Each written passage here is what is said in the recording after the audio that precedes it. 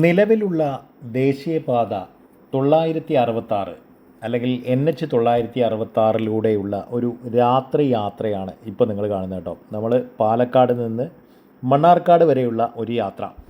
അപ്പോൾ കുറച്ച് വിശേഷങ്ങൾ നിങ്ങളുമായിട്ട് പങ്കുവെക്കുക എന്നുള്ളതാണ്. പക്ഷേ വിശേഷങ്ങൾ NH 966 പറ്റിയല്ല, ഗ്രീൻഫീൽഡ് ഹൈവേ, അതായത് Palakkad to Kozhikode greenfield highway പറ്റിയാണ് നമ്മൾ ഈ ഒരു വീഡിയോയിൽ ചർച്ച ചെയ്യാനായിട്ട് പോകുന്നത്. അപ്പോൾ പലർക്കും അറിയില്ല എന്താണ് സംഭവിക്കാൻ പോകുന്നത്, ഇത് മറ്റൊരു പാതയാണോ എന്ന് പോലും സംശയം ചോദിക്കുന്ന ആളുകളുണ്ട്. അപ്പോൾ അവരുടെ ആ ഒരു സംശയം നിവർത്തിക്കാനും ഒരുപാട് ആളുകളുടെ അറിയാനുള്ള താല്പര്യത്തെ മുൻനിർത്തിയുമാണ് ഈ ഒരു വീഡിയോ. അപ്പോൾ നമുക്ക് നേരെ വീഡിയോയിലേക്ക് പോകാം.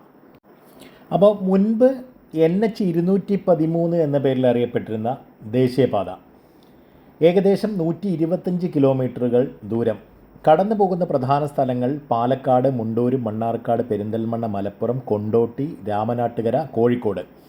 പാലക്കാട് വെച്ച് NH 544 അതായത് കൊച്ചി സേലം ദേശീയപാതയുമായി ചേരുകയും രാമനാട്ടുകരയിൽ വെച്ച് NH 66 മംഗലാപുരം കന്യാകുമാരി ദേശീയപാതയുമായി ചേരുകയുമാണ് ഈ ഒരു റോഡ് ചെയ്യുന്നത്. എന്തായാലും പാലക്കാട് കോഴിക്കോട് ഗ്രീൻഫീൽഡ് ഹൈവേ പറ്റി നമുക്ക് പറഞ്ഞു തുടങ്ങാം. നിലവിലെ NH 966 ഗതാഗത കുരുക്ക് ഒഴിവാക്കാനും യാത്രാസമയം കുറയ്ക്കാനുമായി നിർമ്മിക്കുന്ന പുതിയ അതിവേഗ പാതയാണ് ഈ ഗ്രീൻഫീൽഡ് ഹൈവേ. ദൈർഘ്യം വരുന്നത് ഏകദേശം 121 കിലോമീറ്ററുകളാണ്. ഈ പാത യാഥാർത്ഥ്യമാകുന്നതോടെ പാലക്കാട് കോഴിക്കോട് യാത്ര 4 മണിക്കൂറിൽ നിന്ന് ഏകദേശം 2 മണിക്കൂറായി കുറയും. യഥാർത്ഥത്തിൽ 4 മണിക്കൂറിൽ കൂടുന്നതാണ് ഇപ്പോഴുള്ള യാത്രാ സമയം കേട്ടോ. പക്ഷേ അത് വെറും 2 മണിക്കൂറായി കുറയും എന്നുള്ളതാണ് ഏറ്റവും പുതിയ ഗ്രീൻഫീൽഡ് ഹൈവേ മുന്നോട്ട് വയ്ക്കുന്നത്. 4 വരിയോ 6 വരിയോ പാതയായിരിക്കും എന്നാണ് ഇപ്പോൾ നിലവിൽ നമുക്കറിയാൻ കഴിയുന്നത്. എന്തായാലും പ്രധാന പാതകളിൽ നിന്നുള്ള പ്രവേശനം നിയന്ത്രിച്ചുള്ള അതിവേഗ ഇടനാഴിയായാണ് ഇത് വികസിപ്പിക്കുന്നത്.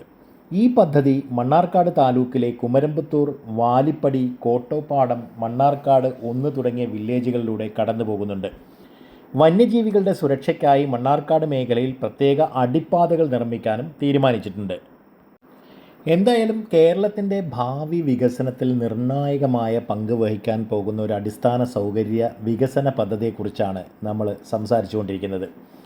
പാലക്കാട് കോഴിക്കോട് ഗ്രീൻഫീൽഡ് ദേശീയപാത അല്ലേ, കേവലം ഒരു റോഡ് എന്നതിലുപരി വടക്കൻ കേരളത്തിൻ്റെ സാമ്പത്തിക വാണിജ്യ ബന്ധങ്ങൾക്ക് പുതിയ ഊർജം പകരുന്ന ഒരു സ്വപ്നപാതയാണിത്.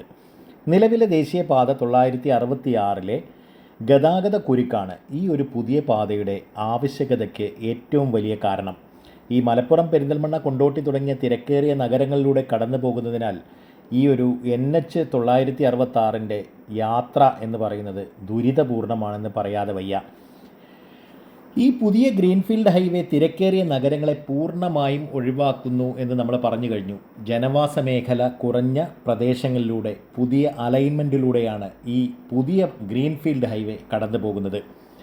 പദ്ധതി പൂർത്തിയാകുമ്പോൾ ഏകദേശം 121 കിലോമീറ്റർ ആണെന്നും നമ്മൾ പറഞ്ഞു കഴിഞ്ഞു. ഈ യാത്രയ്ക്ക് നിലവിലെടുക്കുന്ന സമയം പോലും 4-4.5 മണിക്കൂറിൽ നിന്ന് വെറും 2 മുതൽ 2.5 മണിക്കൂർ വരെയായി കുറയ്ക്കാൻ സാധിക്കുമെന്നുള്ളതാണ്. ഇന്ധനത്തിലും സമയത്തിലുമെല്ലാം ഇതുണ്ടാക്കുന്ന ലാഭം അത് വളരെ വലുതാണ്.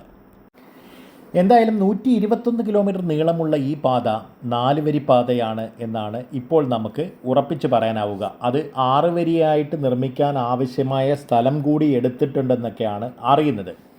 ഭാവിയിൽ നമ്മളീ പറയുന്ന സൗകര്യം നമുക്ക് നിലവിലുള്ള രൂപകൽപ്പനയിൽ തന്നെ ഉൾപ്പെടുത്തിയിട്ടുണ്ടെന്ന് പറയാം. എന്തായാലും ഒരു എക്സ്പ്രസ് ഹൈവേയുടെ സ്വഭാവമുള്ള പാതയാണ്. അതായത് നിശ്ചിത സ്ഥലങ്ങളിൽ കൂടി മാത്രമേ പാതയിലേക്ക് പ്രവേശനം അനുവദിക്കുകയുള്ളൂ. ഇത് വാഹനങ്ങളുടെ വേഗത നിലനിർത്താനും അപകടങ്ങൾ കുറയ്ക്കാനും സഹായിക്കും.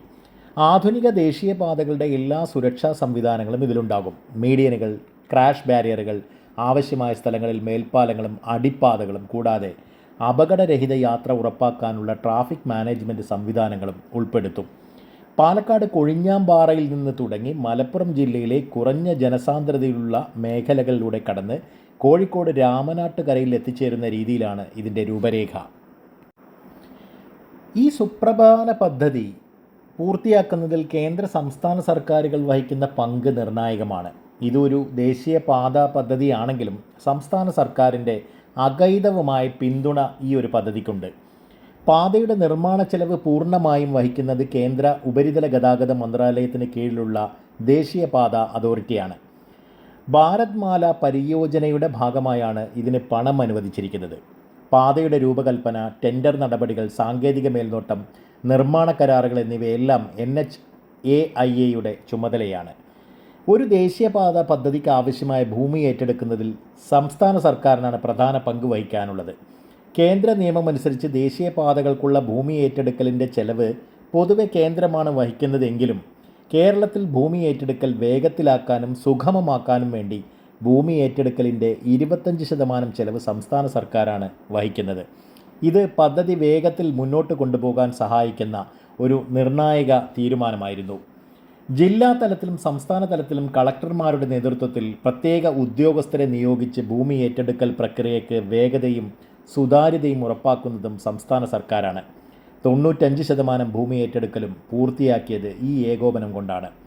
വനമേഖലകൾ ഒഴിവാക്കാൻ ശ്രമിക്കുമ്പോഴും മണ്ണാർക്കാട് പോലുള്ള സ്ഥലങ്ങളിൽ വനഭൂമിക്ക് ആവശ്യമായ അനുമതികളും മറ്റ് പാരിസ്ഥിതിക അനുമതികളും കേന്ദ്രത്തിൽ നിന്ന് നേടിയെടുക്കുന്നതിൽ സംസ്ഥാന വനം, റവന്യൂ വകുപ്പുകൾ പ്രധാനപ്പെട്ട പങ്കാണ് വഹിച്ചിട്ടുള്ളത്.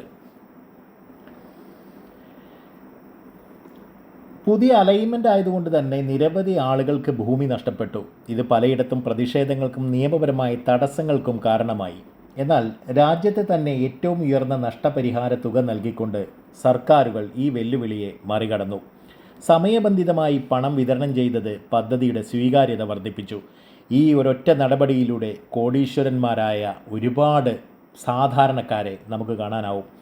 മണ്ണാർക്കാട് മേഖലയിൽ വനത്തോട് ചേർന്ന് പാത കടന്നു പോകുന്നതിനാൽ വന്യജീവികളുടെ സ്വാഭാവിക സഞ്ചാരത്തിന് തടസ്സമുണ്ടാകാതിരിക്കാൻ പ്രത്യേക ശ്രദ്ധ നൽകി ഇവിടെ നിർമ്മിക്കുന്ന ഗ്രീൻ ഓവർപാസുകളും അടിപ്പാതകളും വന്യജീവി സംരക്ഷണത്തിലുള്ള പ്രതിബദ്ധതയാണ് കാണിക്കുന്നത്.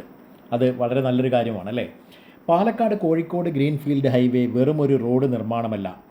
ഇത് കേരളത്തിൻ്റെ ഗതാഗത മേഖലയിൽ ഉണ്ടാക്കാൻ പോകുന്ന വിപ്ലവകരമായ മാറ്റം അത് വല്ലാത്തൊരു മാറ്റമായിരിക്കും.